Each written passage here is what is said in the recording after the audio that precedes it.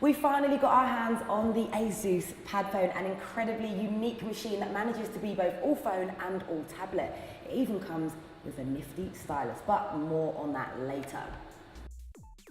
So this is the Padfone Station, which pretty much looks like an Android tablet. It doesn't just borrow the smartphone's 3G and voice calling capabilities, it also uses the Padfone's Android 4.0 ice cream sandwich operating system, apps and processor. In fact, it's not much more than a bigger 1280 by 800 pixel display that can't match the iPad 3 or Transformer Infinity for pixels or viewing angles, but still offers 10.1 inches of perfectly usable screen space, while a 1.3 megapixel webcam and a huge battery complete the setup. Connecting the two is really easy. Just pop open the Padfone bay at the back, match up the micro USB and micro HDMI connections, and slot the Padfone into place.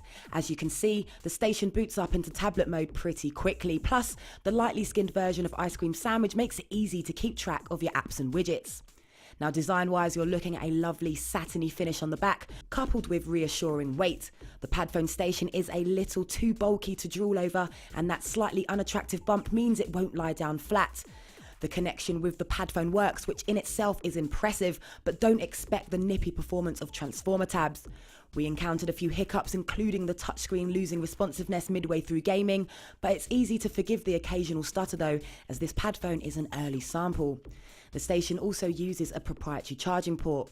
Now onto the Padfone itself, with its ZenBook-inspired design bolstered with concentric circles. It's 9.2mm thin, sports a nicely sized 4.3-inch 960 by 540 pixel Super AMOLED display, and tapered edges means it sits nicely in the hand. But since it's competing with 720p and above handsets, it could be a lot sharper. Text and icons quickly show it up, and whites aren't as pure as they could be. But performance is much better on the Padfone itself thanks to a 1.5 GHz dual-core processor and storage of up to 64GB via microSD. There's an 8 megapixel camera on board too, complete with LED flash and autofocus, which takes decent stills outdoors and can also be used in tablet mode thanks to the peephole in the Padfone Station. There's also 1080p video, and a VGA camera sits at the front. Now, you may well be wondering how the heck you answer a call with this thing. Well, you can undock the phone bit without disrupting the call, but expect a bit of rustling. There's a speakerphone mode as well, which will work when at home or in the office. Alternatively, talk using the stylus. Once paired to the station, the stylus will vibrate when you get a call. Hold it to your ear and talk into the mic about halfway down and you're in business. Yes, people are going to look at you a little funny, but that's the price you pay for cutting edge tech.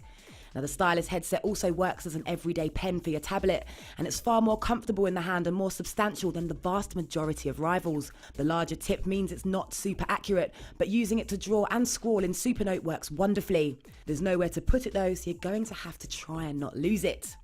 You're also going to have to keep reminding yourself the station is just a shell. But when it comes to battery life combined, the Padfone can go for around 2 days, and that's with moderately medium to heavy use. The station's utility widget illustrates just how much juice the Padfone Station and optional dock have left, and you can choose between intelligent mode, which distributes it fairly evenly, and charging pack mode, which will power up the smartphone as a priority. So the Padfone is a brilliant new breed of tech, showing off real promise and potential. So once Asus irons out all the kinks and that bump, the Padfone 2 could be a real winner. Hello?